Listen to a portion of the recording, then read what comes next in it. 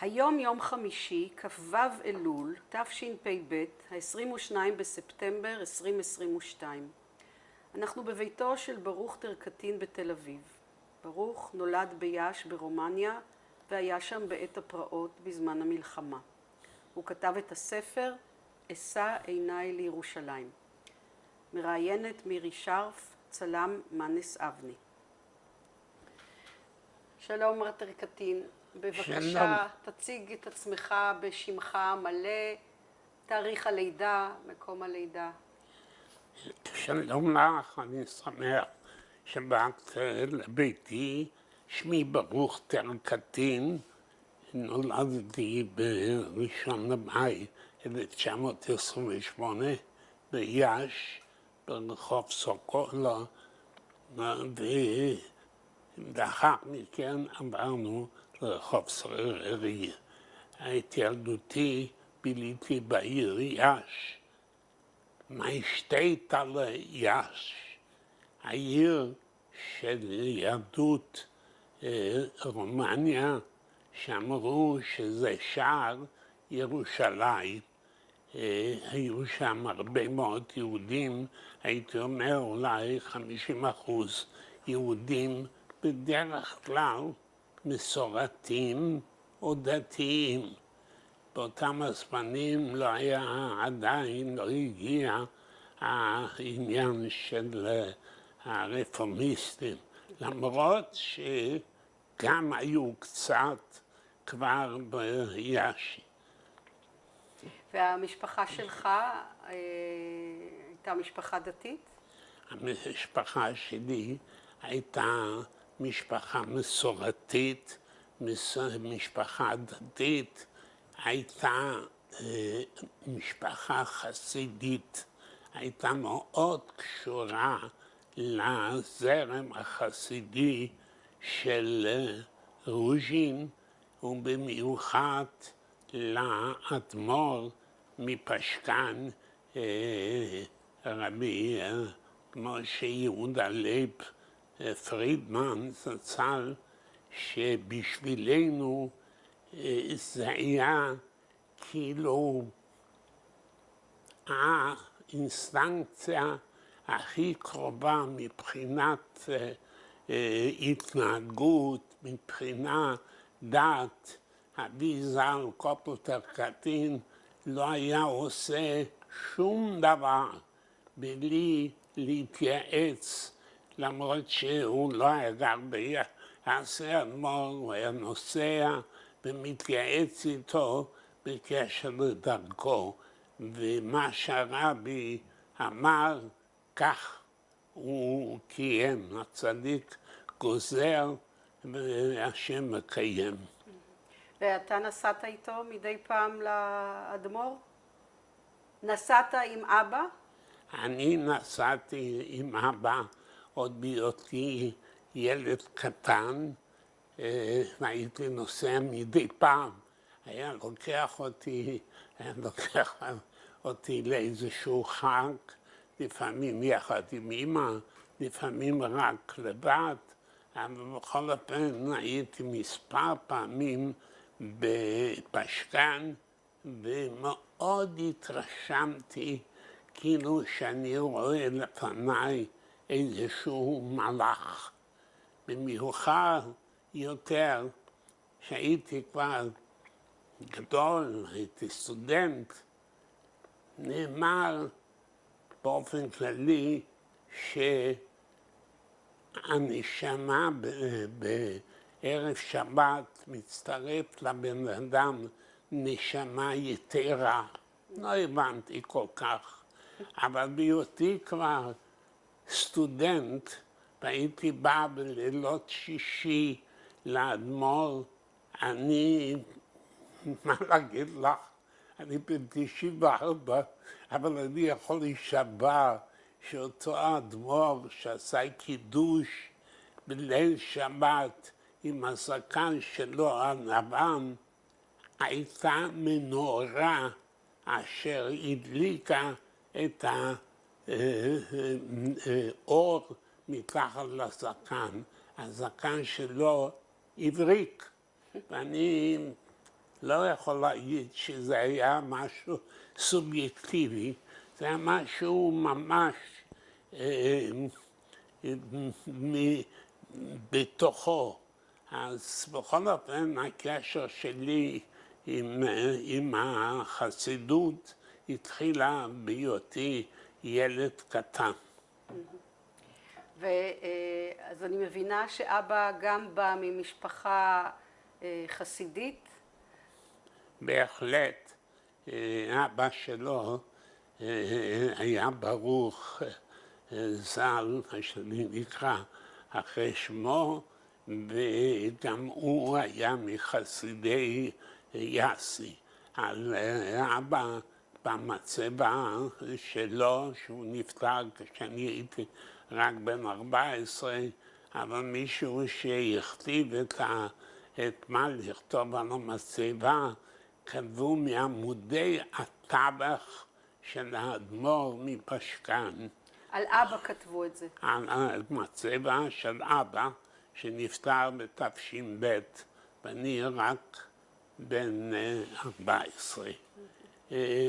אני את הבר מצווה שלי עשיתי בפשקן, והרבי זצ"ל לבש לי את התפילין, ואני זוכר שנכנסנו אליו, הוא נשאר קצת ככה ושאל, האדמו"ר שאל את אבי ז"ל, איפה הגרטל, איפה החגורה שבחור צעיר חסיד לובש, חגורה שחורה נוסף על המכנסיים. אז אבי ז"ל הוריד את הגרטל ממנו והלביש לי. זה היה בשבילי מאוד מרגש, הלכתי עם זה תקופה ארוכה, אחר כך שמרתי את זה, והמזל, אני חושב, של הגרטל הזה, של החגורה הזו, זה המזל שלה שזה יופיע במוזיאום יהדות רומניה, שאמיר מקים אותו בראש פינה. אני נתתי בין היתר הדברים את הגרטל שהיה שייך לאבא, ואחר כך לי, יחד עם טליתו, עם העטרה של כסף. ואימא? אימא שלי הייתה גם ממשפחה חסידית. איך קראו לה? אבא שלה. איך קראו לאימא? אימא קראו מלכה, והיא הייתה צעירה כשהתחתנה, ובכל אופן אבא שלה היה שמואל משה מחליס, ואימא שלה הייתה בת יוסף הכהן. אז בכל אופן הם חיו ביאסי באווירה חסידית, באווירה דתית. אי אפשר להגיד שהמושג חרדי שהיום הוא נכנס יותר עמוק בישראל או בעולם כולו, אז לא כל כך הייתה קיימת. היה יהודי דתי ששמר שבת, שמר כשרות, שמר כדי שהיהדות ירגישו. אני יכול רק לספר דבר אחד שהוא בכל אופן נשאר במוחי, שביאסי הייתה ישיבה, ובאו תלמידים מכל קצווי הארץ כדי ללמוד לאותה ישיבה של הרב ורמן ביאסי, אבל היו ילדים עניים, בחורי ישיבה עניים, הם לא, הישיבה לא היה לה כל כך תקציבים כדי לתקצב גם שינה וגם אוכל וכולי. אז פנו ליהדות ביאסי כדי שהיא תארח יום אחד בחור או שני בחורים לארוחת צהריים. זכור לי שכל יום שלישי היה מבקר אצלי, היינו בבית בחור ישיבה שהוא בא לצהריים. מה שהכי מוזר ששאלתי את אמא, בדרך כלל התפריט שכל השבוע הוא לא זה של שבת, ששבת הוא יותר עשיר, יותר מגוון. אז שאלתי את אמא, תגידי לי, ביום שלישי זה אצלנו כמו שבת. אז היא אמרה, כן, אני מכינה לבחור הזה שיהיה לו ארוחה כדי שהוא יצא מהבית שמח. אז סיפור, יש הרבה סיפורים, אבל לא כל דבר בזמן הקצוב אפשר לספר. אז אמרת בהתחלה מיין שטייטלה יאש, אז תספר קצת על השטייטלה יאש שלך. איך היה הקשר שלך ליאש? מה כל כך אהבת בה? תראי, שטייטלה יאש זה היה משהו קשור ללב. הבית שלנו הוא לא רק הבית מסורתי, בית דתי, היה גם בית ציוני. לי היו שתי אחיות, טוני, טאובר והניקה, והיה לי אח אחד שקראו לו עיסק. הוא היה עילוי של אדם. הוא היה האח הבכור? הוא היה השני. הבכורה הייתה הבת, ואחר כך היה אחי יצחק, ואחר כך אמיה, והקטן אני הייתי. אבל האח הזה היה משהו עילוי. הוא למד באוניברסיטה, הוא למד משפטים וספרות, והכל בהצטיינות. ומה שמעניין, שכל יום ראשון אחר הצהריים הוא היה יוצא עם עוד מישהו לבד לעיירות מסביב יאש.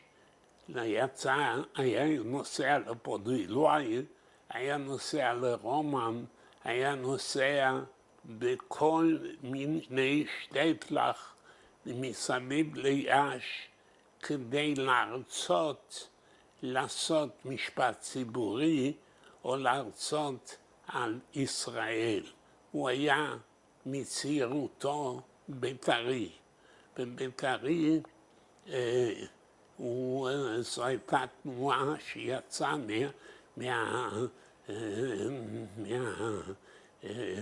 מהארגון הציוני הכללי, והוא נוסד על ידי זאב ז'בוטינסקי עם כיוונים להעלות את יהודי רומניה, פולניה, מזרח אירופה, להעלות אותם לארץ ישראל. דבר מאוד מעניין היה שאחי ז"ל, אחרי הקונגרס של באזל, שהרוויזיוניסטים עזבו את הקונגרס, אחי ז"ל, הוא היה בשנת 36 או 34, הוא פרסם מאמר בעיתון הירדן בשפה היידיש. uns und Religie, אנחנו והדת.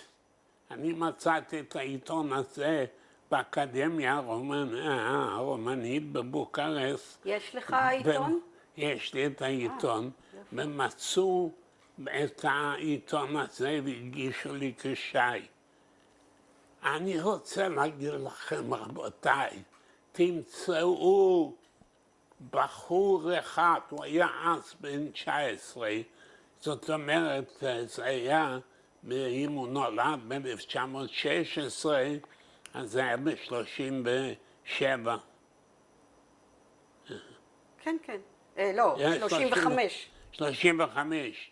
תארו לי בחור אחד בישראל, בן 19, אשר יהיה לו החוצפה, העוז, שיכתוב נגד המפלגות הדתיות אשר ישבו בקונגרס בבאזל ולא פתחו פה כשהצביעו שבשבת בקיבוצים השומר הצעיר מותר לעבוד בשבת. הוא שואל את עצמו, איך לא התביישתם לקום ולעזוב את הישיבה של הקונגרס? אז הוא אומר, זה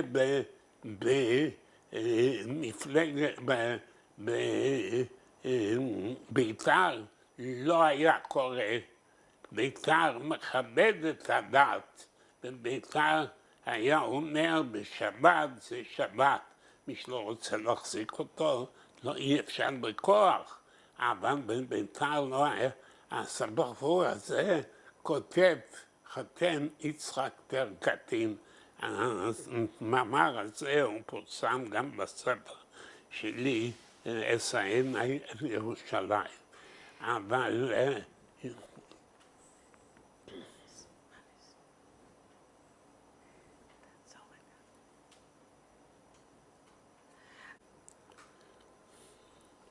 אני אקרא מספר אסעין ירושלים את המאמר של יצחק טרקטין, השם ימקום דמו, אשר כתב בעיתון היידיש הירדן, מספר 23, בוקרשט 1938.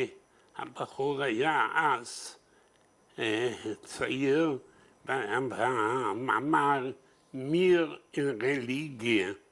Es ist nötig einmal zu stellen, wo es wegen nicht ganz klar dem Eulen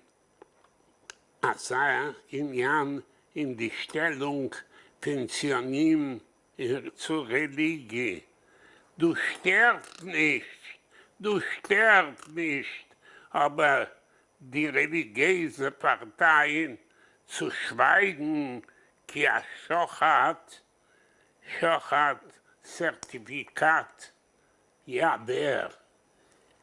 רבותיי, בשביל סרטיפיקטים המפלגות הדתיות, כולל אגודת ישראל, שתקו כשאמרו שבארץ ישראל קיבוצי השומר הצעיר מותר להם לעשות הכל בשבת.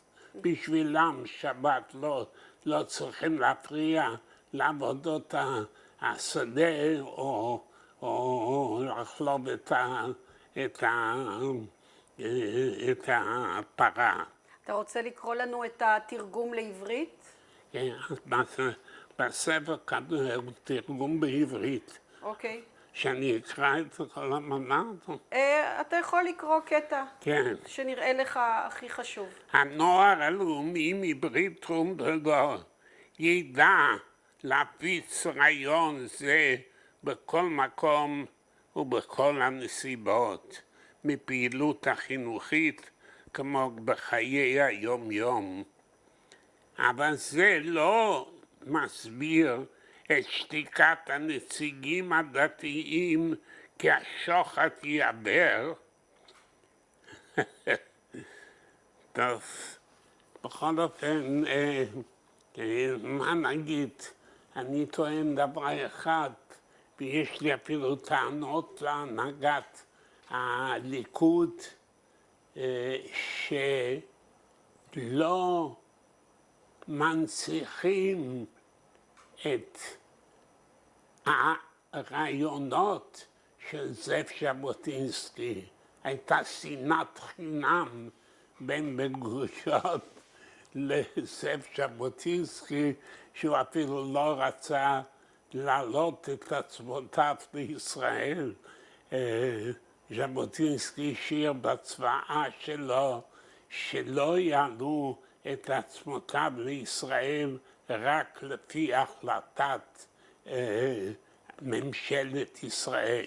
ובן גוריון פסל את זה כשבן גוריון נסע לשדה בוקר, בא במקומו לוי אשכול, ובישיבה הראשונה של ממשלת ישראל בראשותו של לוי אשכול ז"ל הצביעו להביא את עצמותיו של זאב ז'בוטינסקי ורעייתו להר הרצל, וכך זה היה בטקס גדול.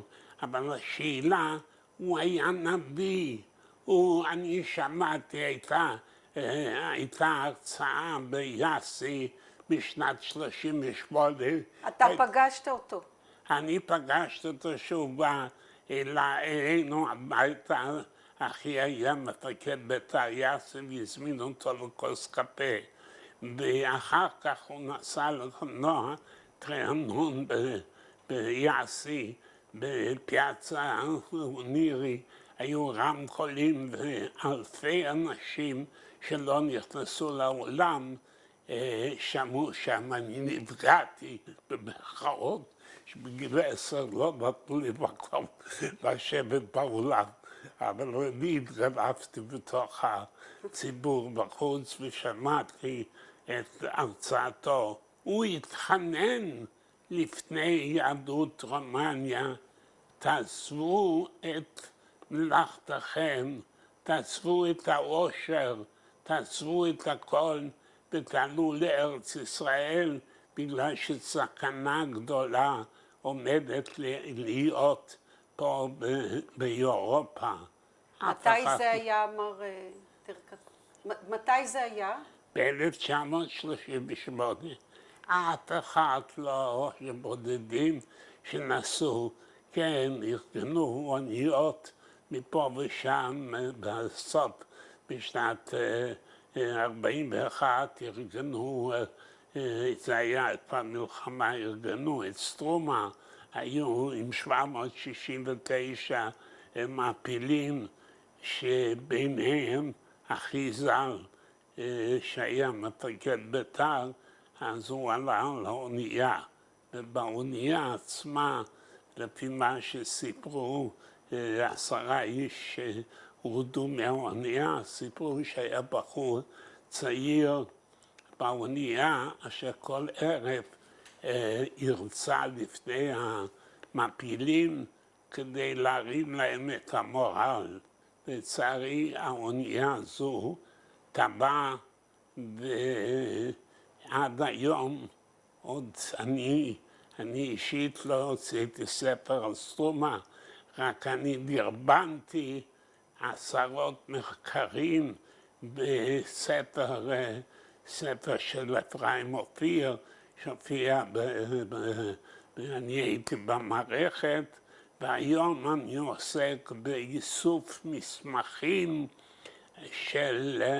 על סטרומה כדי שיופיע ברומניה ספר מסמכים. אני רוצה לציין שפרופסור קרול ינקו ממונפליה, בוועדה הזו שיוציא את הספר, יחד עם אדריאן צ'ופלנקה ממחקר ההיסטורי של הפדרציה היהודים מרומניה, וברור אני נוציא בקרוב ספר של מסמכים. במסמכים האלו, וכדאי לציין, נמצא גם מסמך שאני מצאתי במסמכים של אייכמן במשפט, משפטו של אייכמן שהיה בירושלים, מצאתי מברק מקילינגר, השגריר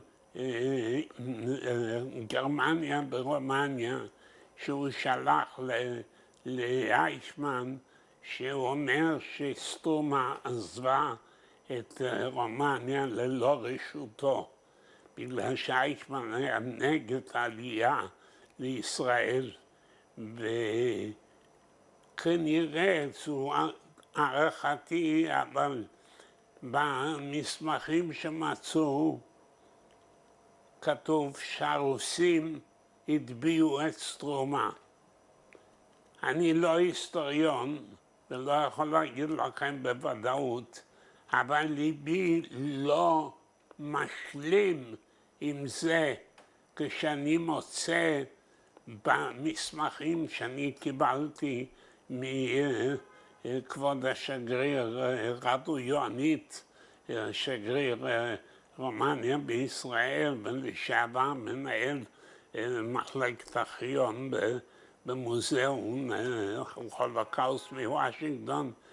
רדו יואניט נתן לי צ'יפ עם 5,000 מסמכים. במסמכים האלו מצאתי מסמך ששגרירות רומניה באנקרה כותבת למשטרה בישראל, ברומניה, שבו היא כותבת שיש חשד שטורפדו רומני הטביע את סטרומה. והמשטרה כותבת על המברק הזה, זה מקור מאוד רציני. אז אם המשטרה כותבת על מברק כזה מאוד רציני, אני חיפשתי מסמכים ברומניה, מה ענו לשגריר בשוויצריה, ולא מצאתי. בטורקיה אמרת. אני העזתי לשאול את השגריר כבוד רדו יואניט, לשאול אותו אולי הוא יכול לעזור לי. הוא היה חוקר וכתב הרבה על שואת יהודי רומניה, הוא גם היה חבר ועדת ויזה לחקר ההולוקאוסט ברומניה. שאלתי אותו את השאלה, איפה לחפש? רדו יואניט באדיבותו, בעדינותו, אומר לי, אדון טרקטין, אל תחפש, לא תמצא. מי יודע אם הוא לא יודע שהשמידו הרבה מסמכים ברומניה כדי שלא יהיו עדים. האובדן של אחיך יצחק מלווה אותך עד היום בכל הפעילות הזאת שלך לחשיפת המסמכים שנוגעים לסטרומה, אבל אני רוצה להחזיר אותך, אם אפשר, לתקופה ההיא עצמה. אמרת ששמעת את ז'בוטינסקי נואם ומזהיר את יהדות רומניה מפני האסון המתקרב, וסיפרת שהוא היה אצלכם בבית לקפה. איך אתה כילד התרשמת ממנו? הייתי אדם שהוא למעלה מכל אדם אחר. הוא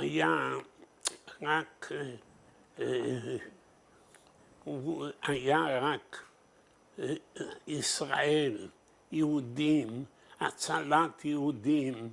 הוא היה קרוב, הציונות הייתה בשבילו לא מטרה, אלא הוא היה לראות במו עיניו הקמת מדינת ישראל. אבל אני יכול להגיד דבר אחד, שהאונייה סטרומה, היו עוד אוניות מפקורה ואוניות קטנות שטבעו, אבל סטרומה השאירה איזשהו כתם בהיסטוריה של ישראל, ואני זכיתי... של ישראל? בהיסטוריה של ישראל? בהיסטוריה, בהזכרות שנערכים פה בארץ מדי שנה. אני זכיתי להיות פעיל. למה זה השאיר כתם בהיסטוריה של ישראל? לא הבנתי את האמירה. שלא שכחו את המומנט הזה שכל העולם שתק. אף אחד לא הפריע שהאונייה נמצאת חודשיים וחצי בים השחור, והיא טבעה עם כל ה-769 פחות אחד שהוא ניצל, והוא גם נפטר לא מזמן. אני אומר שאני רואה בחשיבות שפה בארץ נותנים למומנט הזה, לסטרומה זין אדר, מאוד חשובה.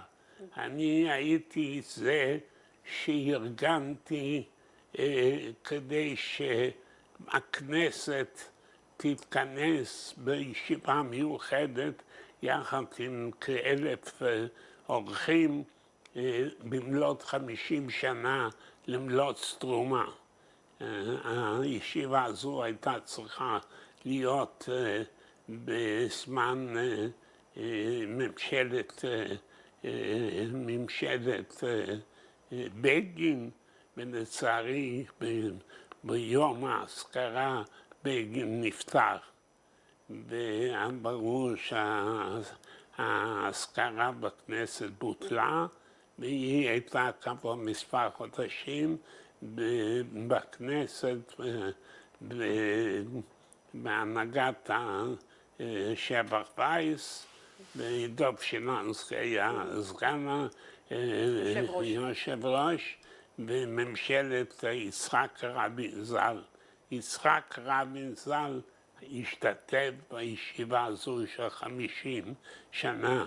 אני הצלחתי ששנה בשנה יארגנו אזכרות אצל הרב גוטמן בתל אביב, בבאר שבע, בא ידידי אריה רייטר שהקים בית כנסת סטרומה בבאר שבע, והוא אמר לי בוא נקים מוזיאום סטרומה בבאר שבע.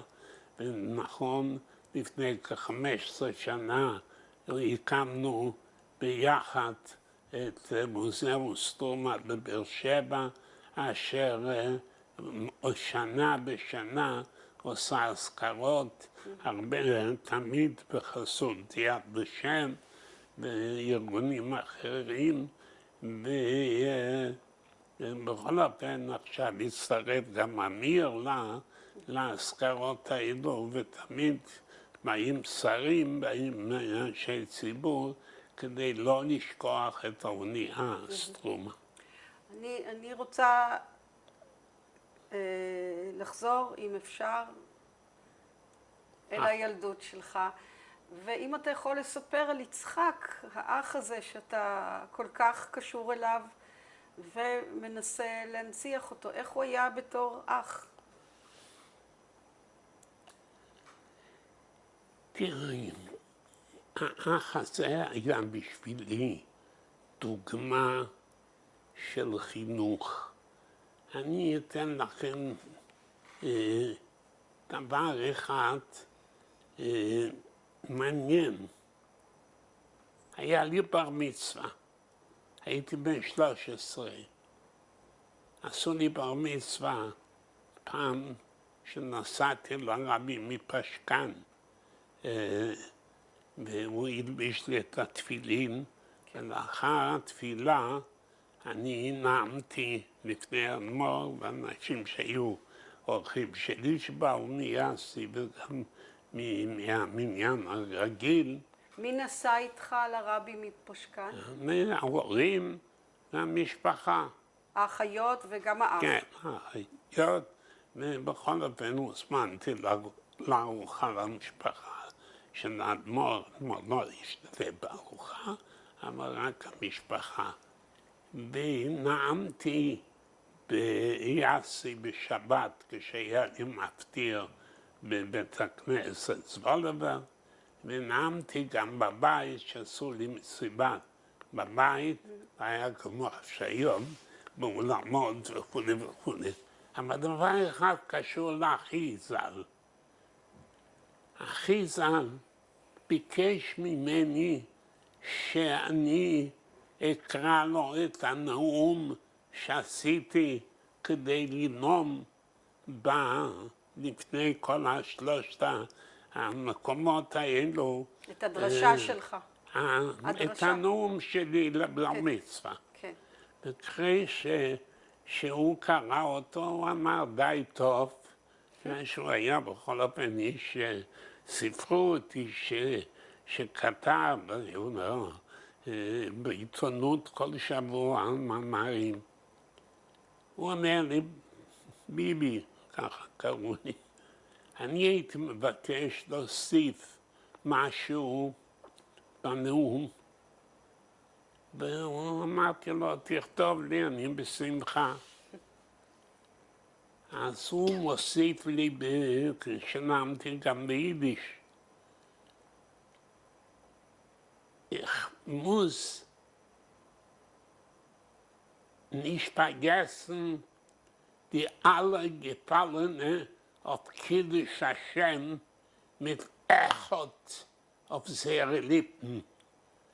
אני לא רוצה לשכוח את כל הקורבנות שנפלו על קידוש השם עם המילה אחת, השם אחד על שפתיהם. וזה, המילה הזו, המשפט הזה, הוא נדבק למוחי שהיום, כמה זמן מאז שהייתי בר מצווה, ב-94, אז 81 שנה, ואני יכול להגיד לכם שאני מזכיר את המשפט הזה בנאומיי בכנסת, בכל מיני מקומות, שאני בטוח שגם אחי כשטבע מהאונייה במי הים השחור, טבע עם אחות auf seinen ליפן, עם המילה אחת על שפתיו.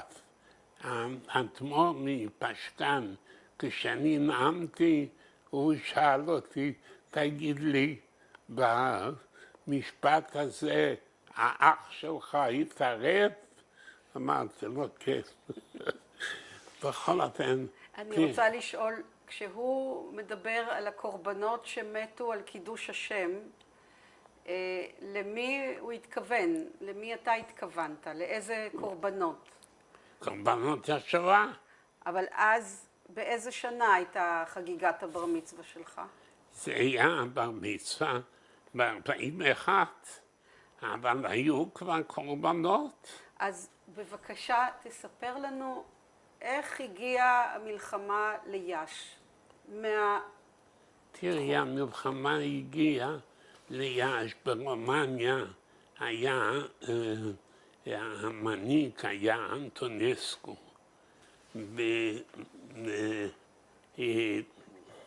וטוענים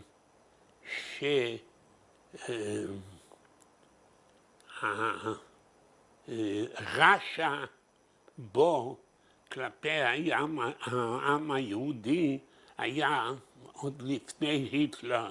הייתי אומר שאולי זה היה מדגן בשביל היטלר איך לחסל יהודים, לא בגזים, אלא פשוט להרוג.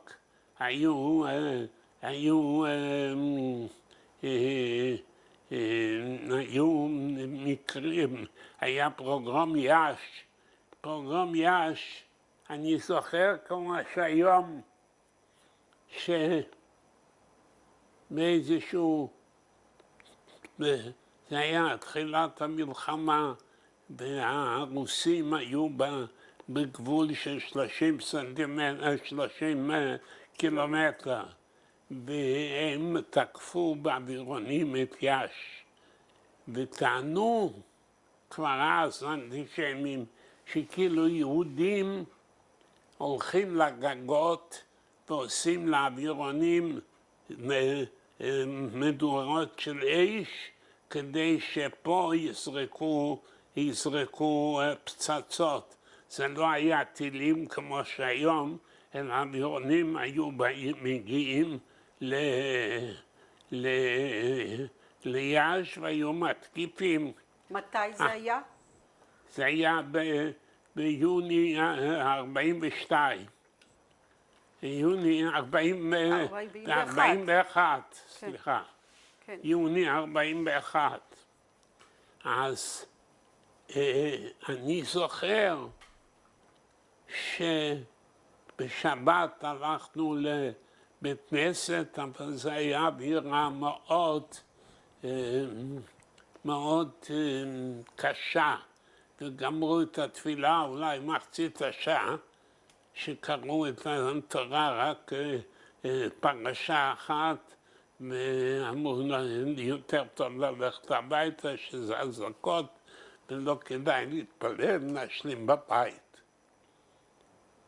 בבוקר של יום ראשון יוצא מפה לפה שמועה שכל יהודי צריך ללכת למשטרה לקבל פתק ליבר חופשי. זאת אומרת שהוא לא מאלו שמסמנים לאווירונים. זה היה אחרי ההפצצה? זה היה, התחילו הפצצות. אז התחילו הפצצות, וזה היה שבוע אחרי שרומניה התחילה למלחמה. אז יהודים פשוטים חשבו, בוא נלך. 100 יהודים הלכו למשטרה וקיבלו פתק ליבר. חופשי. פטור. אבל 101, במרכאות, יכול להיות שהחשבונים או 70 פתקים, עצרו אותם במשטרה ובמקום חיסלו אותם. ביום אחד קרוב ל-16,000 יהודים נהרגו. קרוב ל-16,000 יהודים נהרגו לא בגזים, או ביריות, או ברכבת המוות, שהיה יהודי, חבל שהמטפלת שלי לא נמצאת, שהיא עבדה אצלו, הוא נפטר לא מזמן, שקראו לו קלרשו. מה זה קלרשו? הוא היה בין הנוסעים ברכבת שנסע מיאסי לקלרש, ושם עשו מחנה עבודה. ורוב האנשים מתו מחוסר אוויר. ברכבת. ברומן, תחנה של 50-60 קילומטר מיאסי, באה גויה אחת, נוצריה, שהייתה המנהלת של מגן דוד אדום. קוראים ראשי זה לא, הצלב האדום, לא מגן דוד אדום. שמה? הצלב האדום, לא מגן דוד אדום. כן, הצלב האדום. כן. והיא הייתה המנהלת. היא באה עם דליים של מים, דחפה את השוטרים, והיא אמרה, היא הלכה עם הצלב האדום על החולצה, ואמרה, אני רשאי לפתוח את הקרון, ונפתו החוצה מאות קורבנות, אבל מאות ניצלו עם המים שהיא הביאה. ממי שמעת את הסיפור הזה? הסיפור הזה הוא ידוע ביד ושם בגלל ש... לא, אבל אתה, אנחנו לא מדברים עכשיו... אנשים אחרי הפרוגרום, כן. שמעתי הגריצ'י אצלה, והיא קיבלה זכויות האדם, איך נקרא? עוד חסידי אומות עולם. עוד חסידי העולם, אז היא קיבלה. אבל אני רוצה לשמוע מה קרה לך ולמשפחה שלך. עד שהתחילו ההפצצות... מה המשפחה רגע, אני רוצה, אם אפשר. אתה למדת בגן, בבית ספר יהודי או כללי? אני למדתי באותו הזמן בבית ספר כבר יהודי. בבית ספר, 4 שנים היו בבית ספר עממי יהודי. אחרי 4 שנים לא היה בית ספר תיכון ביאסי יהודי. ואני הלכתי, דבר מעניין גם, אני אחזיק אותך עד הערב. דבר מעניין, אז היו צריכים לתת אותי לבית ספר נוצרי. אבל איך עושים כשבשבת אני לא כותב, כששבת לאבא חשוב לו שאני אלמד בבית ספר, אבל חשוב לו שאני אלך לבית כנסת, חשוב לו שאני לא אכתוב חלילה בשבת. אז מצאו בית ספר תיכון התחיל אז מכיתה ה' שלנו. היו 4 כיתות יסודי, ותיכון התחיל מכיתה ה'. בכיתה ה'. כלומר, היית בן 10 בערך. בכיתה ה'. ובכיתה ה' אני הלכתי לבית ספר תיכון מיכאיל קוגלניצ'נו, שזה היה בית ספר למעשה פרטי, אבל עם זכויות של בית ספר ציבורי. והמנהל של הבית ספר, באותו הבית ספר נרשמו באותם השנים, בכל כיתה היה מישהו שומר מסורת. בכל 8 כיתות היו 8 כיתות. 5 כיתות של תיכון. אתה מתכוון שבכל כיתה היה שומר מסורת אחד? מסורת אחד או 2. היו עוד יהודים לא שומרי מסורת? מה? היו עוד ילדים יהודים לא שומרי מסורת? היו יהודים שלא שמרו מסורת. כלומר, כמה יהודים הייתם בערך בכל כיתה? היינו 20-30, כיתה רגילה. אבל זה לא היה בית ספר יהודי, אתה אומר. לא, בית ספר נוצרי, בית ספר כאילו ממלכתי, אבל רק מוכר על ידי הממלכה. כלומר, היו תלמידים רומנים נוצרים והיו תלמידים יהודים. תלמידים יהודים, והיהודים ביניהם היו גם שומרי מסורת.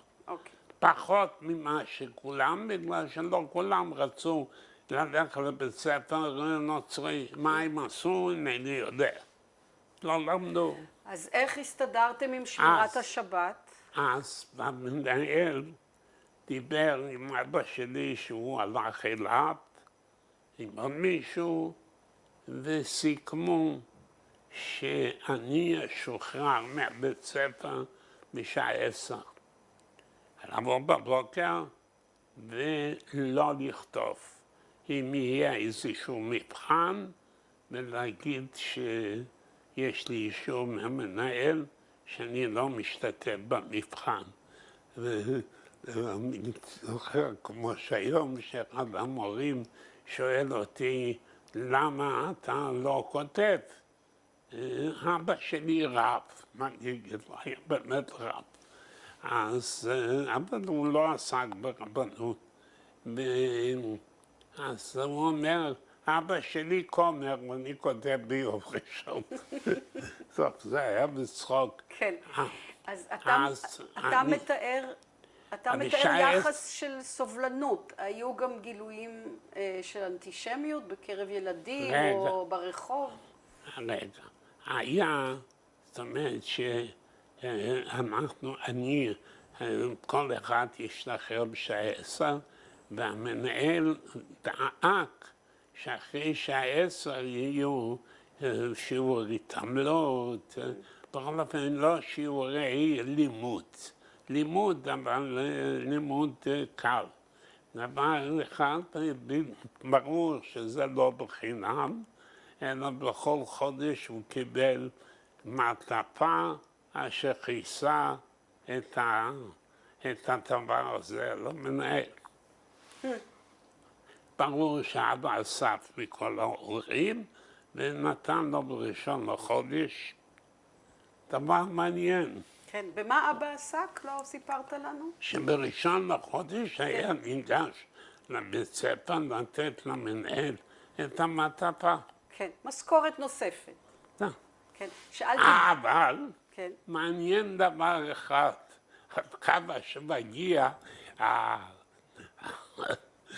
השוחד ומושרש היה, אבל זהו, היו זמנים.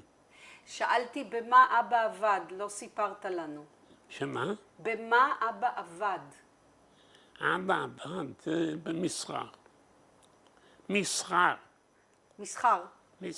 מסחר. כן. היה נציג של איזה מפעלים, והיה נוסע במדינה. אבל בוא נחזור למנהל. כן, לא, סוף השנה, כן. בראשון ליולי, הבית ספר נגמר, רק מה? היו מבחני סוף שנה. כל מקצוע ומקצוע היה מבחן כדי להשלים את השנה. אני בא ראשון ליולי, הבית ספר כבר לא הלכנו. אבא שלי לא אסף כסף, כבר לא הלך. אני בא לבית ספר בראשון ליולי, ואני רואה שבשבת הראשונה, כל הבית ספר, מאלף עד תו, מבחן בגיאוגרפיה. אני בא הביתה עם דמעות בידיים, אבל מה עניינים עם ההסמן, עם המנהל? שום דבר, בית ספר נגמר, אבל כנראה שהוא רוצה גם בשביל תקופת המבחנים. אז הוא הלך מהר, בלי המעטפה, ודיבר איתו, הוא אומר, תשמע, אתה שכחת אותי, אני שכחתי אתכם. זו הייתה התשובה שלו. וברור שתקנו. מה הוא אמר? שהתלמידים יבואו לבית ספר שמניפים את הדגל. שיבואו בשבת בבוקר. שלא הלכנו, היינו הולכים עד 10. שיבואו בשבת בבוקר. ויהיה בסדר. הוא מופיע גם בהנפת הדגל, המנהל, אומר, רבותיי, נפתח היום עונת המבחנים, אבל אתם שכחתם שיש לשלם את המיסים על המבחנים. כל אחד היה צריך לשלם איזשהו סכום של... כן. אתם לא שילמתם, אני לא מרשה שהמבחנים ייפתחו, ואתם מוזמנים כל היום להביא לגזברות את התשלום, ורק מי ששילם ייכנס מחר בבוקר בשעה 8 למבחן של גיאוגרפיה. זוכר כמו שהיום... לשלם בשבת הוא רצה שתשלמו. שישלמו בשבת. כן. ביום ראשון שתבואו, אני זוכר שהמורה עשה ככה שהוא לא ידע בכלל שדחו או משהו. הוא עשה ככה שלמה הוא לא יודע מזה. איך זה הסתיים הסיפור? איך זה הסתיים? ש90% מהתלמידים שילמו בכלל. בשבת. לא, לפני זה. זה היה רק טריק. היה טריק שאף אחד לא שולט בזה לראות אם שילמו או לא שילמו. זה היה טריק. וזה היה טריק. מה להגיד לכם, החיים לא היו קלים. בהמשך... אני רוצה לשאול אותך לגבי חיים לא קלים. שאלתי קודם, אם נתקלת בגילויים של אנטישמיות כלפיך או כלפי המשפחה. תראי, נתקלנו פה ושם. אני הייתי עובר דרך איזה בית ספר נוצרי. אני זוכר כמו שהיום שהסתכלתי איך שהם משחקים פוטבול בעולם, פתאום עקץ אותי פה אחד שלח חצים כלפיי וכלפי עוד חברים שהיינו ממש שכנים שם, אז הם לא רצו, באופן כללי, לא, תראי, כדי שיקראו לי ז'יד או משהו, לא היו מקרים כאלו. אבל באופן כללי, באופן מלא, היה ביאסי הרצח ההמוני הזה שהתפרץ. אז על זה אני רוצה לדבר איתך עכשיו. האם ראיתם איזה שהם אותות מקדימים לפרעות האלה ביאש? היו אנטישמיות גם באוניברסיטאות. היו אנטישמיות גם באוניברסיטאות שפשוט אפילו לי היה ידיד ביאסי, פרופסור באוניברסיטה, והוא היה פרו-יהודי, והיו כותבים מעירים אותו בלילה ואומרים לו, אם תכתוב עוד משהו לטובת היהודים, הסוף שלך לא יהיה סוף טוב. אבל אז היית ילד. איך היה לך ידיד פרופסור באוניברסיטה? הוא היה גוי, אבל הוא היה כותב... לא, אבל אתה היית ילד, אמרת שהוא היה ידיד שלך. אחרי זה. אוקיי, בסדר. פרופסור קונסטנטינוס. אבל מה שאני רוצה להגיד לך בהמשך אנחנו בסוף כיתה ב', זאת אומרת, כאילו פה כיתה ו'. כן, סוף כיתה ב' של התיכון, כן? בסוף, לקראת חצי השנה, פתאום הקהילה היהודית בראשם של הרב הראשי אלכסנדר שפרן נקרא לשר התרבות ואמר לו שהוחלט בממשלה שיהודים לא יכולים ללכת יותר לבית ספר ממלכתי. גם הבית ספר הזה, כן. שהוא היה באישור הממשלה, מורים יהודים ותלמידים לא יכולים ללמוד. אז הרב אלכסנדר שפרן זצ"ל שאל את השר, מה נעשה עם הילדים שלנו? אז הוא ענה לו, תעשו מה שאתם רוצים. זה פתח לשפרן,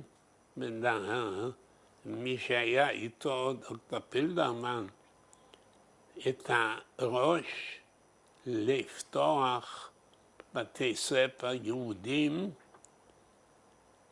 עם מורים יהודים ועם הכל. בתוך יום ארגנו בתים בכל העיירות מרומניה שיהודים עשירים נתנו את בתיהם והם הלכו והזכירו דירות רגילות, ונתנו כדי שבבית שלהם יפתחו בית ספר. אז זה היה בשנת 40, 1940. 42. אמרת. 41.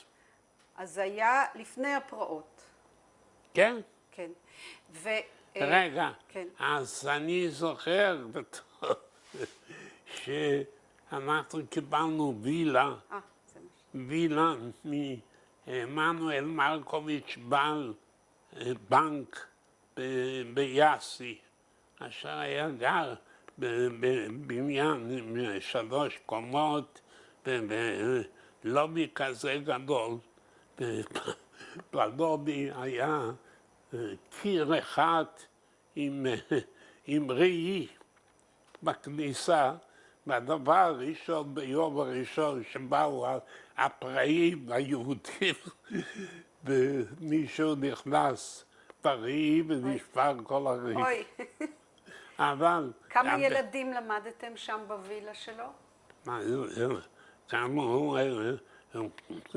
כיתה רגילה, היו הרבה מאוד יהודים שלא היו דתיים, הם בשבת לא למדו, ויום ראשון גם לא למדו. אז כיתה אחת למדה אצלו? לא, כל הכיתות פתחו כיתות של כל הבתי ספר. לא, אבל בווילה הזאת, אתה למדת בווילה הזאת, עם עוד כמה ילדים בתוך הווילה?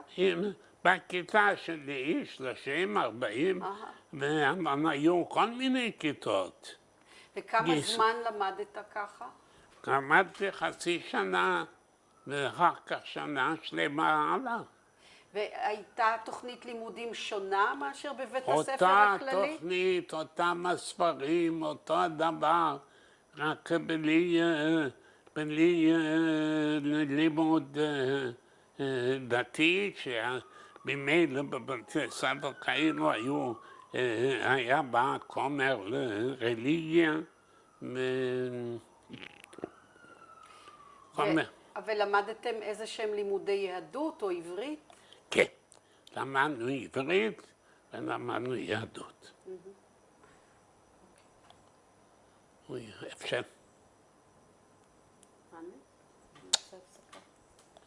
אני יכול לקום.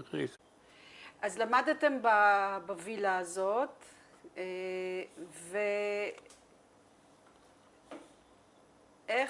איזה עוד דברים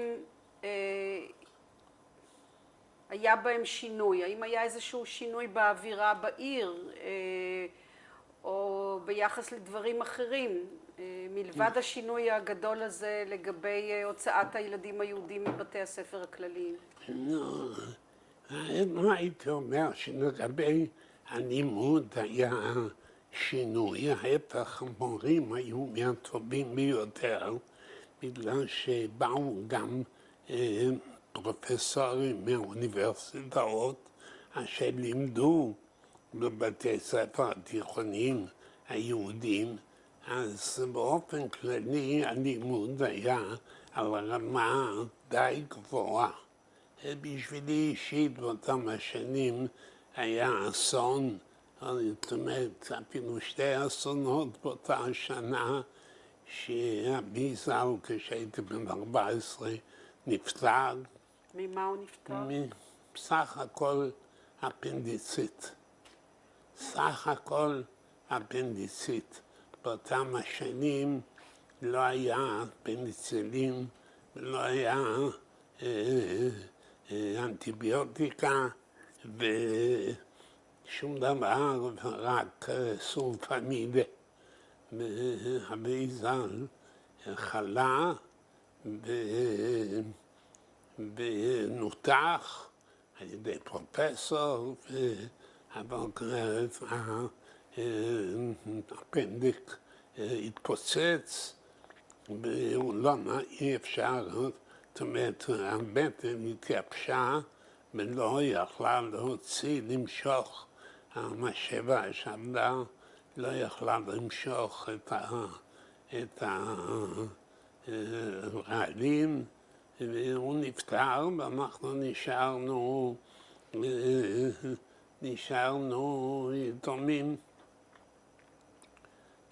זו הייתה תקופה מאוד קשה, בגלל שבאותה תקופה היינו צריכים לחזור ליאסי לפי פקודת רגע, לחזור ליאש? ליאש. רגע, אבל הייתם בבוקרשט? אנחנו באנו לחתונה של אחותי הגדולה, ונשארנו בבוקרשט בגלל שבכל אופן התנאים היו הרבה יותר טובים. מתי זה היה? זה היה בשנת 42. אחרי הפוגרום. אחרי הפוגרום. אחרי הפוגרום של בוקרשט ואחרי הפוגרום של יאש. בוקרשט בכלל היה. כן. בוקרשט לא היינו בפוגרום של בוקרשט. אבל הייתם בפוגרום ביאש, ואתה סיפרת לי על הרכבות. הפוגרום של יאש לא סיפרתי איך ניצלתי. זה מה שאני מבקשת שתספר. איך ניצלתי. אז כמו שאמרתי, קודם כל, איפה היית כשזה התחיל? היו נותנים פתקאות חופשי. ליבר. במשטרה, אבל אבי ז"ל, איפה שגרנו, היה אזור יהודי, והוא מדי שמע יריות מבחוץ, מהחלונות, והוא אמר, הוא לא הולך למשטרה. היה אצלי גם אח שלו, שהוא היה אלמן, והוא התאכסן אצלנו לאותם ימים שזה היה ימים מתוחים, מצד אחד פצצות, מצד שני יריות, סתם אתה שומע ברחובות. ביום שישי, ערב הפוגרום, עוד לפני הפתקאות עם הליבר, הייתה הפגזה על יאש, והחלונות שלנו מהמרפסת, גם במקומה הראשונה, מהמרפסת נשברו. מהדלת הראשית נשברו החלונות, וזה היה אחר צהריים, יום שישי, ערב שבת. מה לעשות? ערב שבת, איפה לקרוא לבית בעל מלאכה? העיקר אבא ז"ל נזכר שבחדר השלישי שלנו היה, הדירה הייתה כמו בגון. כמו קרונות של רכבת. לא, נכנסים לחדר ראשון, חדר שני, חדר שלישי, עם חלון לרחוב. והוא נזכר שבספה, איפה שהאחיות יושנות, באותו החדר, בספה, בארגש של כלי מיטה, הקרשים נפלו, והם למטה. אז הוא בא לגאיות שהוא ייקח את הקרשים, וערב שבת פטיש כדי שהיה לו בבית, והוא דפק על הדלת הראשית, שתי חלונות, הוא דפק את אותם הקרשים, דפק אותם על החלונות, זה היה חושך בבית, לא חשוב, היה לנו חשמל. העיקר הוא הדביק אותם. בשבת, אמרתי, עברנו לבית כנסת, צ'יק-צ'ק, חזרנו והיה מתח מאוד גדול. יום ראשון בבוקר צריכים ללכת למשטרה, אבא אומר, אתם לא הולכים. התייעץ עם שכנים, מצד שמאל, אחד רוזנגרנץ, והוא אומר, תשמע, יש לי רעיון. אנחנו נעלה בסולם לבוידם, ונעלה את הסולם בתוך הבוידם ונסגור את הדלת. כמה אנשים? עם המשפחה שלו והמשפחה שלנו. איך קראו למשפחה השנייה? שנייה רוזנקרנץ. ונעלה למעלה. אז אבא אמר, כן, רעיון לא רע, אבל מתחיל לסדר. הוא אומר, אולי כדי שמחר שלא יהיו יותר מדי אנשים, אולי הוא יישאר בדירה. אבא. אבא. לבד? עם הדוד. עם הדוד, עם אח שלו. עם אח שלו. Okay. ואמא שאלה, ואיפה תסתתר, אם חס וחלילה, זה סכנת מוות. הוא אומר, אתה יודעת מה? אף אחד שלא ידע במיטה של טודיקה, את המיטה בספה, שנפלו הקרשים, היה שם חור. אז הם הסתתרו שם. בשעה 2 אחר צהריים, עולים למעלה, פוק, עם הנעליים הכבדות של החיילים גרמנים, ועוברים, שומעים צעקות, זה אבא מספר, אבא היה כבר בארגז, אבל הוא השאיר קצת פתוח כדי לשמוע מה קורה, שייכנס אוויר. והוא שומע שיש רעש גדול אצל השכנים מצד ימין, מצד שמאל לא היה אף אחד. עוברים לדירה שלנו, נוגעים ידית, לא היה ידית רפריח כמו היום.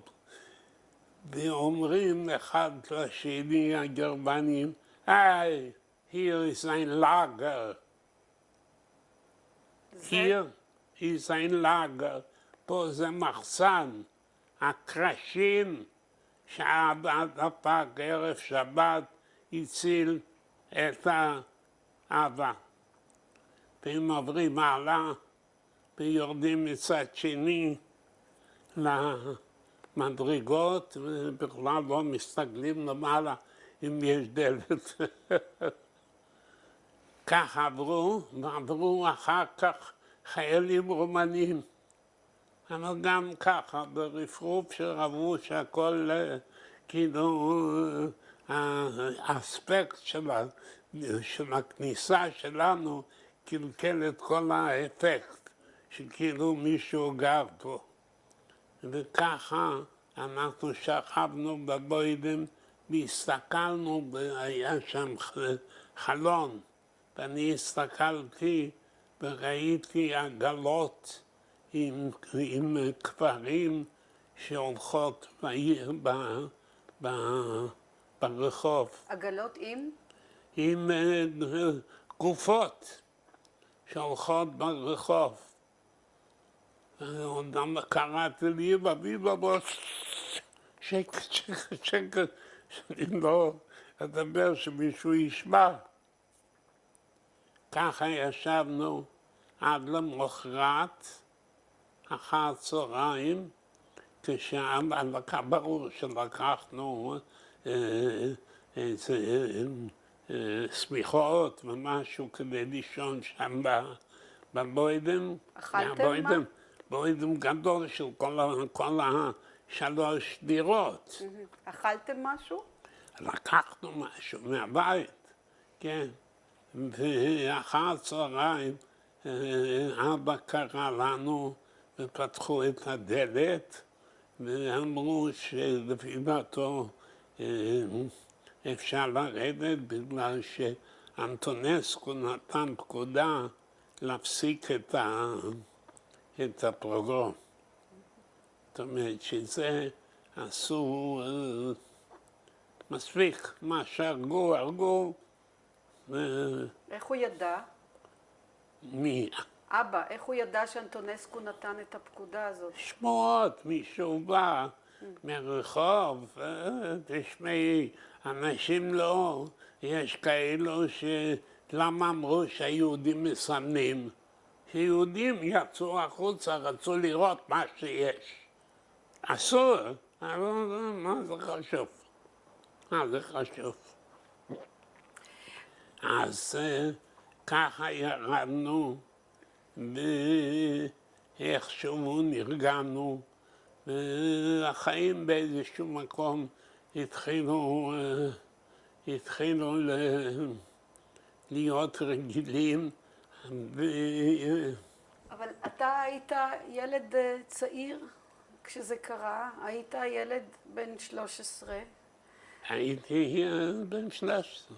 וראית מראות קשים מאוד דרך החלון הזה. שמעת גם קולות, מה הרגשת? תראי, אני לא יכול להגיד מה הרגשתי, אבל בכל אופן פחדתי. אני פחדתי, גם היום אני פוחד. כולם צחקו ממני שאני מפחד אפילו מכלב עד היום. חיו בפחד,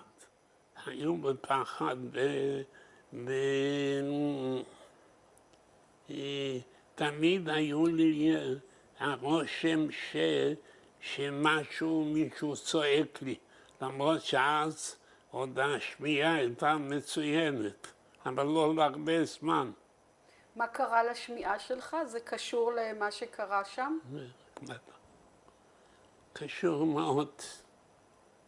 יוצא, אני כבר בגיל 16, ויוצא פקודה שכל ילד בגיל 16 צריך ללכת ולעבוד.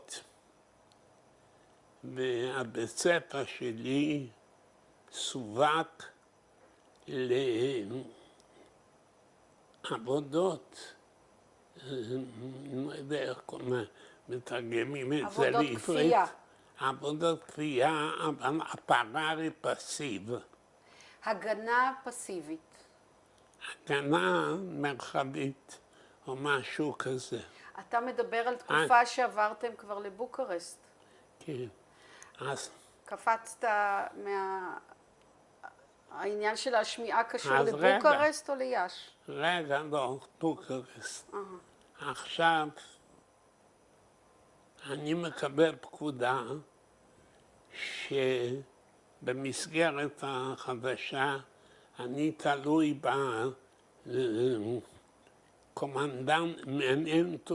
קומנדמנטו מיליטרו קפיטלי.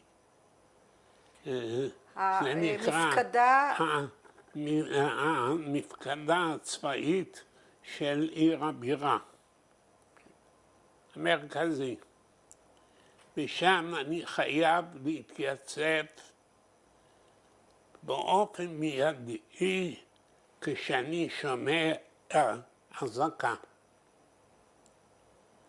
כשאני שומע אזעקה בבוקרשט, אני חייב להתייצב תוך הזמן המינימלי בריצה לבוא למפקדה. כמה רחוק זה היה מהמקום שבו גרתם? שגרנו אולי חצי שעה בהליכה, בריצה. העיקר, לא היה אוטובוסים או משהו, ההפך, בבוקרשט היו שני מיני הסקות. הסקה אחת פרלימינרית שהזיקה שבה אווירונים יצאו בדרך כלל מאיטליה כלפי רומניה, בכיוון בוקרשט. אווירונים מאיטליה? מאיטליה יצאו אווירונים איטלקים, האיטלקים היו שייכים לנאצים. כן. אז יוצא, הייתה אזעקה. אזעקה לא אותו הטון, לא אזעקה בהפסקות.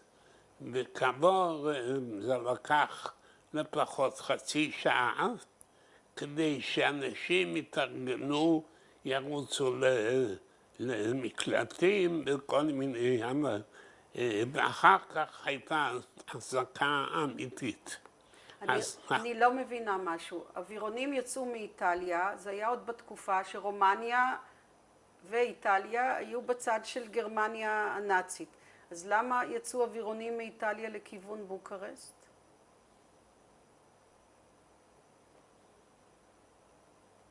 אולי הם עברו מעל בוקרשט לכיוון החזית הרוסית? אני לא מצליחה להבין את הקונסטלציה, אם אתה יודע להגיד לי.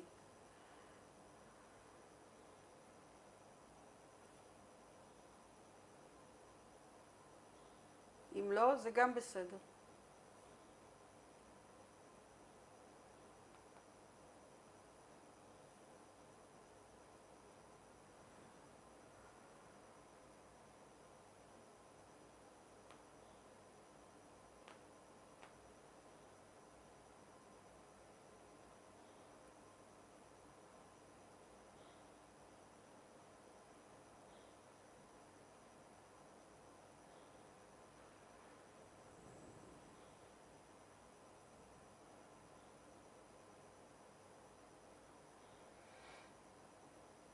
אז כנראה שלא מאיטליה.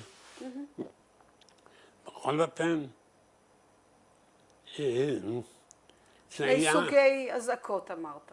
זה היה אווירונים נגד אלו שהם עם הגרמנים. והרוסים היו עם בעלות הברית. עם ארצות הברית ועם אנגליה. אז אבל אולי היה להם חלק באיטליה שהיה שייך לחלק. בכל אופן, בערך יצאו מאיטליה. העיקר בזמן ההסקה אני רצתי למקום האיסוף. אמא שלי הייתה שבורה. מה זה שבורה? האח שלי נפטר. ידעתם אז כבר שהוא נפטר? מה? באותה עת כבר ידעתם שאחיך נפטר? לא, אחי נעלם. ההפך, חשבו שאולי הוא ניצל, אמרו שהוא ניצל על ידי הרוסים. ניצל מסטרומה. מהתביעה שניצל. לא היה שום ידיעה רסמית שסטרומה נספה. הדבר היחידי שאני מצאתי אחרי שנים במחקר, שמצאתי שהיה מודעה קטנה בעיתון שאונייה מסחרית טובה במי ים השחור, בלי סטרומה, בלי שום דבר. אז באותו זמן לא ידעתם מה הגורל של לא אחיך? ידענו מה גורל, למרות שברומניה הקהילה ידעה. הקהילה ידעה, אבל לא ירשו שיפרסמו את זה, בגלל זה שהרומנים למעשה היו אשמים שנתנו לאונייה לנסוע למרות מצבה הפיזי של האונייה. בכל מקרה, אמרת שאמא מאוד דאגה, כי אחיך לא אז היה, אמרתי, ואתה? מצד אחד אחי איננו, אבא שלי נפטר, והיא הייתה מאוד עצובה שאני עוזב אותה עם אחותיי. אחות אחת הייתה נשואה, השנייה, היא לא הייתה איתה, רק האחות הקטנה. ואני עוזב אותה במקלט, ואני רץ לי ברחובות, איפה שכל רגע פצצה יכולה ליפול ולהרוג אותי.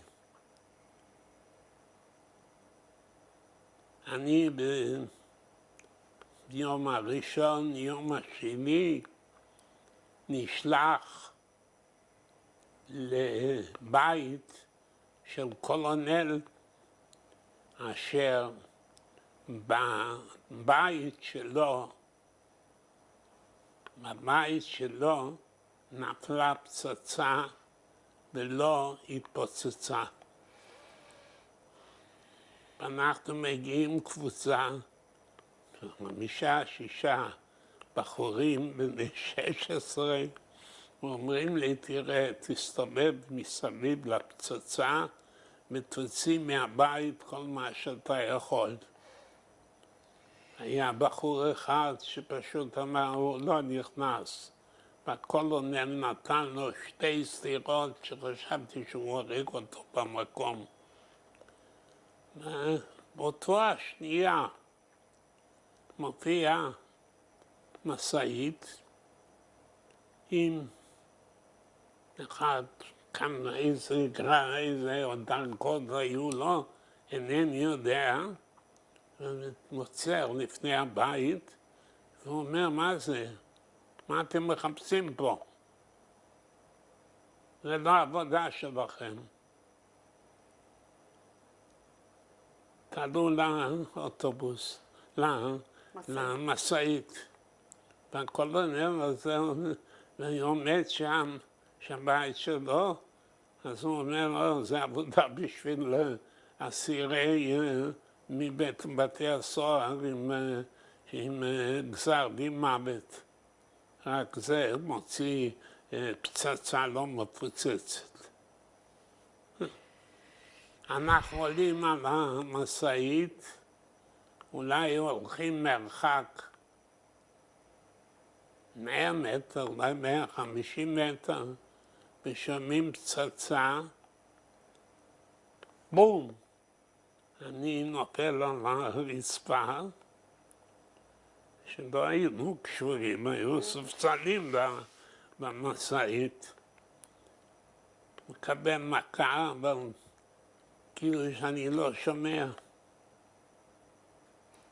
העט,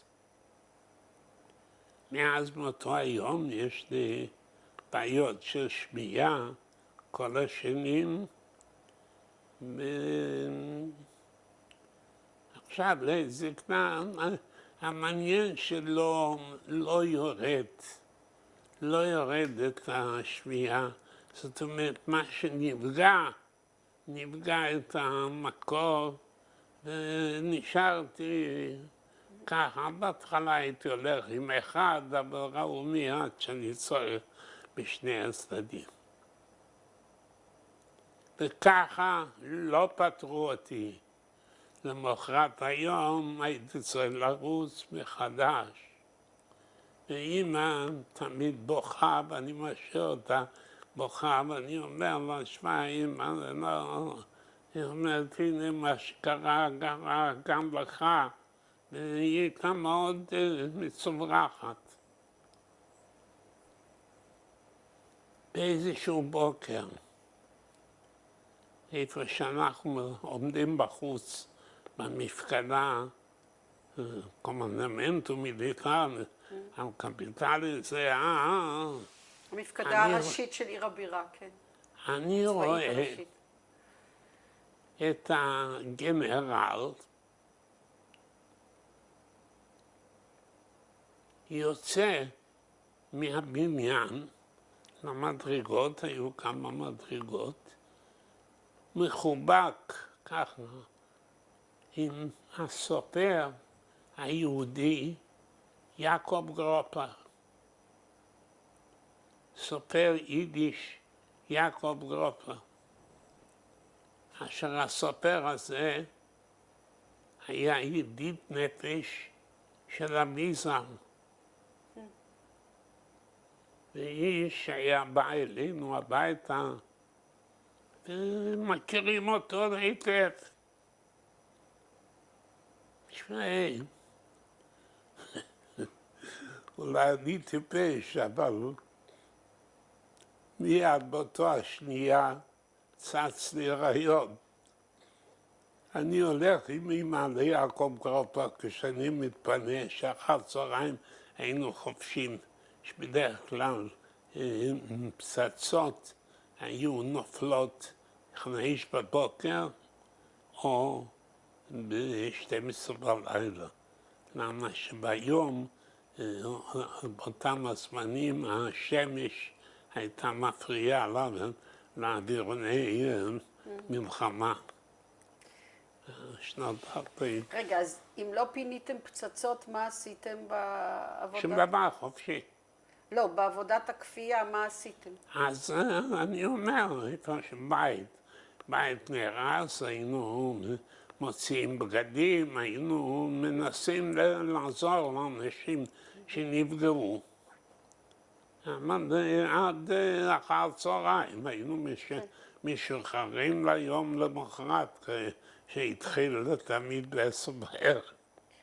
אז אתה ראית את הסופר גרופה ויש לך רעיון. העיקר, אני בא הביתה ומספר לי, אמא תשמעי, אמא הייתה בבית. אני אספר לה, תשמעי, היום בבוקר ראיתי את יעקב גרופה, יצא עם הגנרל וליווה אותו עד בחוץ מהמחנה. מה דעתך? היא אומרת, מה אתה שואל אותי? אני כבר מתלבשת. הלכנו ליעקב גרופה, הבן של קופלטר קטין, מה זה? בטח. אני מחר בבוקר אצל הגנרל, לא יודע מה הוא יכול לעשות, אבל אני בטוח שהוא יכול לעשות משהו. אתה יודע במקרה איך קראו לגנרל? לא. העיקר,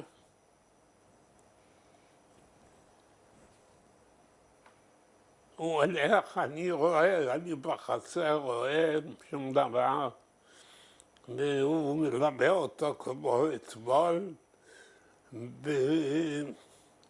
ואחר 5 או 10 דקות יוצא איזה קצין ושואל מי זה ברוך תרקטין. הוא אומר לי, תשמע, יש איזה שינוי בתוכנית שלך. אתה עכשיו לך הביתה, תלך איתם, לפרק לך הביתה, ואתה צריך כל יום בשעה 12 להיות פה. אתה תהיה בקבוצה שמחלקת אוכל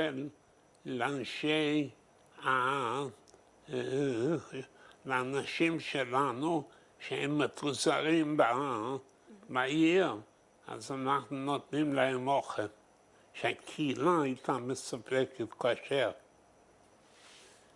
רגע, מה זה, האנשים שלנו היו יהודים? לא. מה? למי חילקת את האוכל? ליהודים? לאנשים האלו היהודים שהיו עוזרים כדי להציל רכוש. כן, כן. שהיו עובדים עבודת כפייה, וזה, זאת אומרת שאיפה שהיו פצצות או משהו, והיו מנסים להציל מה שניתן להציל, אבל היו צריכים לתת להם לאכול. אי אפשר להחזיק אנשים שיעבדו יום שלם בלי לאכול. בשעה 12 הגיעה מכונית למפקדה, היו עולים 2-3 בחורים מהקבוצות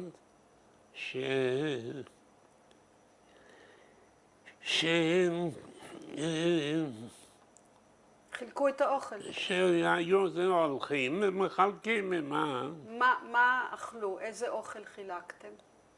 נתנו מרק, נתנו בשר ואוכל רגיל שהיו מכינים בקהילה. בתוך חביות וצלחות, אני יודע איזה צלחות, לא זוכר אם זה בטח לא פלסטיק. והיו ונתנו אוכל, אני באתי ב-12. גם אתה אכלת? גם אני אכלתי. ואגב, אוכל, אמרת שאמא הייתה בבית, ממה התפרנסתם? לא, ממה שהיה מקודם חסכונות.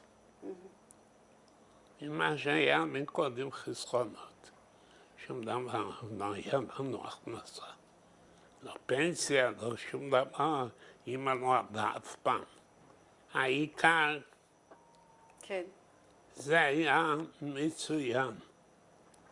ציינתי ש-23 לאוגוסט 1944, זה היה בשבילי הפסקת המלחמה הראשונה, והשנייה הייתה במאי 45.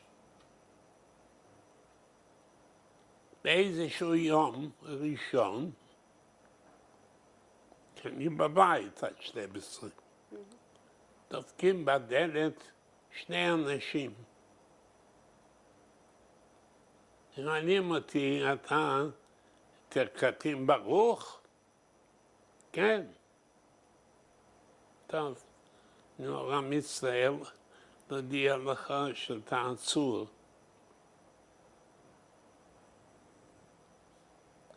אמא נכנסה, אוי, רב שולם, איזה מכיר שלנו. אותי הוא לא הכיר. אחד מהאלו היה מכיר טוב של המשפחה. אומרת, אוי, לא חשבתי, תרקתית, אבל אנחנו לא מהיום מכירים. העיקר הוא אומר, אני אספר לכם את כל האמת.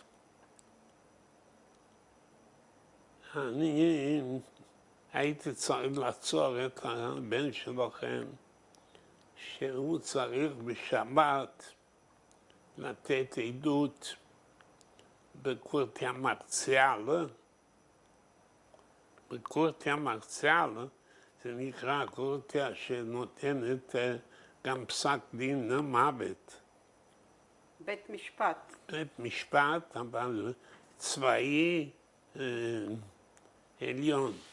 צריך לתת עדות שתפסו את הגנרל שהוא קיבל שוחד.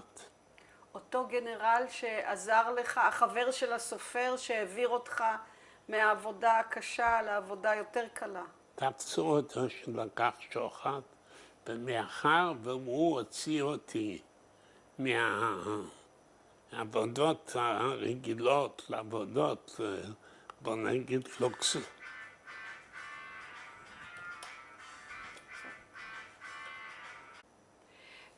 היית צריך לתת עדות כי אנשים אחרים נתנו לו שוחד שהוא נתפס שקיבל שוחד. אז חוקרים את כל מי שהזיזו בתוך התפקידים שלהם למשהו אחר, ביצוע האשמה, חוקרים אותם אם הם נתנו שוחד, כמה הם נתנו ולמי נתנו וכו' וכו'. אני, על ידי הגנרל הזה, הוא עזר לי ברור בלי שוחד, רק על סמך היכרות, ידידות עם הסופר יעקב גרופר, הסופר יידיש, ולא נתתי שום דבר. אבל צריכים לחקור אותי, אז בשביל זה נתנו פקודה לאסוף את כל האלו שצריכים לחקור, לעצור אותם כמה ימים קודם, שיהיו מוכנים בבית משפט לעדות, שלא היו בטוחים שלא יופיעו. העיקר הוא אמר דבר אחד, אני מוכן לעשות דבר אחד, אבל תבטיחו לי שבשבת, בשעה 8 בבוקר, תהיו בבית המשפט הצבאי. תהיו בבית המשפט הצבאי, שזה על יד האופרה. בכל אופן, אפשר להגיע ברגל, לא אין בעיה, ולהיות שם. אז היא אמרה, שאני אמרתי, שום בעיה, אני אשב בבית.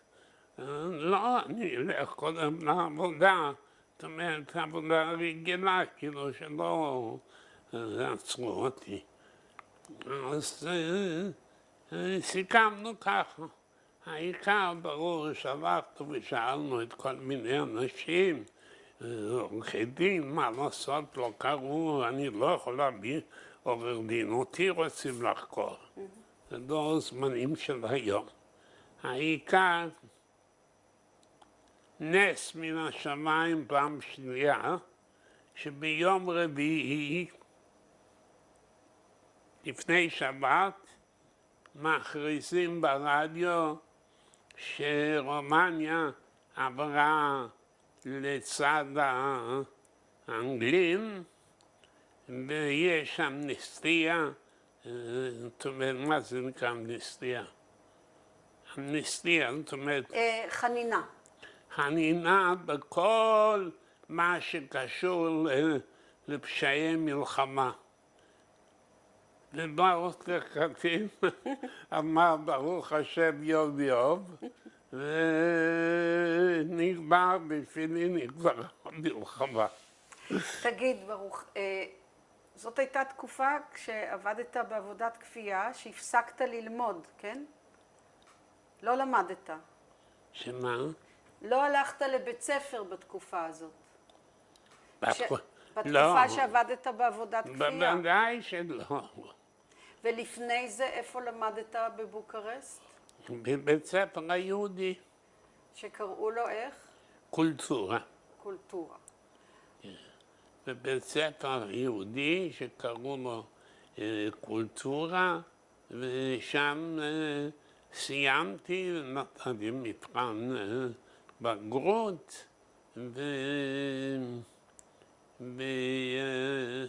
ואחר כך נכנסתי לפוליטכניקה. אבל זה היה כבר אחרי המלחמה. אחרי המלחמה.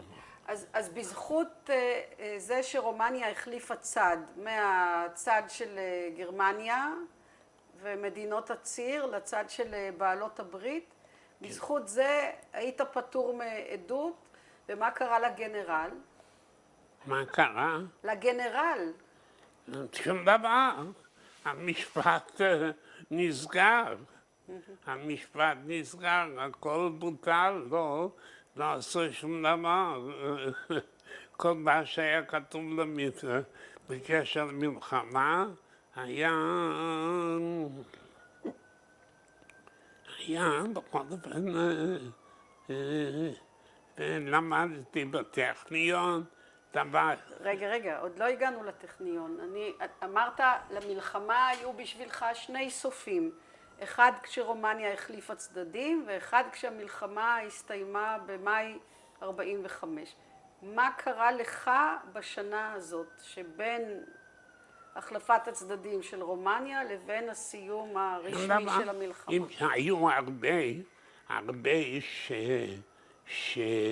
הרבה היו תלמידים שעזבו את הבית ספר וחזרו לבתי ספר הממלכתיים. אני אמרתי לא, בשום פנים ואופן, אני נשאר בבית ספר היהודי וגמרתי שם את הבית ספר, למרות שהוא לא היה עדיין מוכר, היו כל מיני, אז הביאו ועדה אלינו ממשלתית בשביל בחינות הבגרות. ואמרנו את הבחינות הבגרות ונרשמתי לפוליטכניקום. המחשבה שלי ואצלנו בבית הייתה כל הזמן לעלות לישראל ולא להישאר ברומניה. וזו הייתה המטרה. אני למדתי בבית עם מורה, רב היה מגיע אליי יום יום ואנחנו היינו לומדים תלמוד ולומדים משנה. מאיזה גיל למדת יום יום עם רב? כשהייתי כבר סטודנט בטכניון.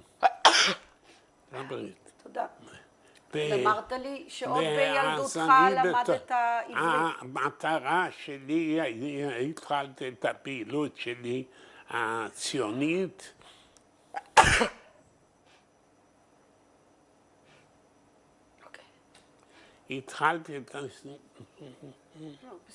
התחלתי את הפעילות שלי הציונית להתחדש בדרכת לתנועה וכולי. קצת משכו אותי בני עקיבא, אבל הלב שלי היה בית"ר.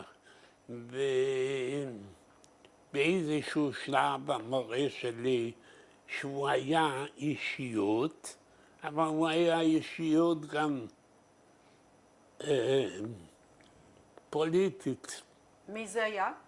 היה זלמן רבינסון.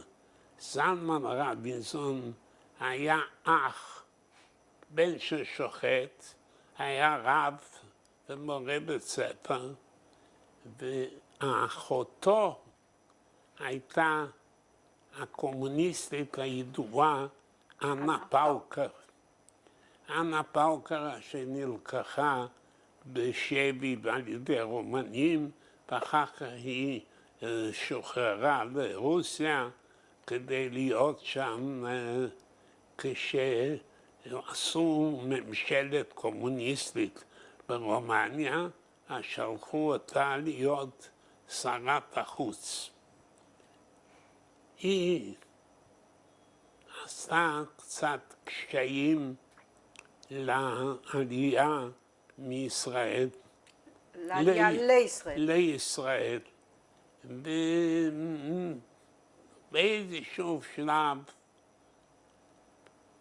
אם רסמי או לא רסמי, אני לא יכול לאשר לך. אבל אני יכול רק להגיד שמורי ורבי זלמן רבינסון, אשר בינתיים קיבל דרכון לנסוע לישראל, ויזה. הוא מקבל דרכון, ברור שאחותו עזרה לו, אז הוא חוזר לרומניה ומתאכסן אצל אנה פאוקר. ברוך גומר טכניון, עוד שבועיים. מאוד לא רציתי, אפילו קיבלתי כבר... מה למדת בטכניון? למדתי הנדסה. איזה הנדסה? מכונות. לא היה לי בכלל חשק לנסוע לאיזו עיירה פיתוח ולהיות שם מהנדס. זה היה התנאי בדרך כלל ללימודים, אחרי שמסיימים לימודים לא שולחים תנאי, אותך לאיפשהו. לא תנאי, זה היה עזרה. שאחרי שגומרים את הלימודים, הסטודנטים מקבלים התניות למקומות שנחוצים כדי שלא יחפשו בלשכת עבודה. זה היה הסידור של הממשלה הקומוניסטית. כן. כן. ששלחו אותך לפה ופה. כן. העיקר, אני כששומע שזלמן רבינסון חזר, אני אמרתי, אני מוכרח לחפש אותו, לדבר איתו. מאיפה לחפש אותו?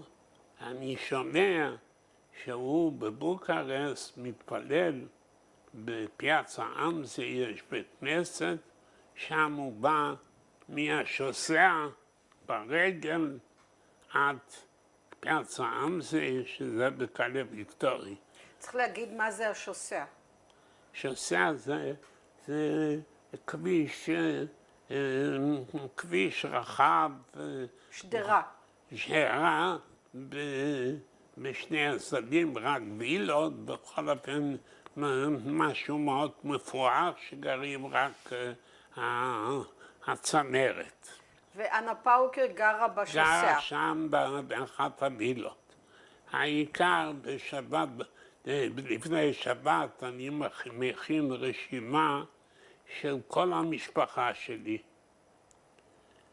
ברוך תרגתים, תעודת זהות, ככה, אימא ואחותי הנשואה, גיסי, אבא של גיסי,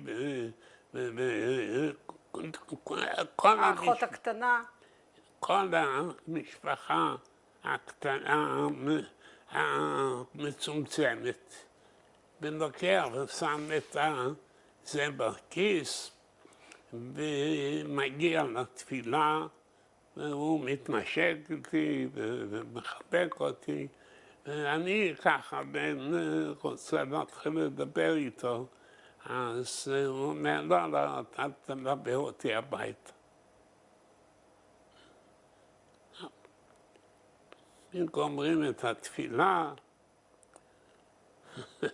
אני לא בנוי ללכת 3-4 קילומטר, אבל אין מה לעשות, אם הוא הולך, אני גם אלך. העיקר, אני מספר לו את כל זה, שהייתי רוצה, תוך 2-3 שאני אקבל את הדרכון, ואני רוצה שהוא יעזור לי. העיקר הוא אומר לי שהפתק אני אתן לו רק כשנגיע לשם. הוא לא רצה בשביל עירוב, לא היה, שיחזיק את הפתק איתו.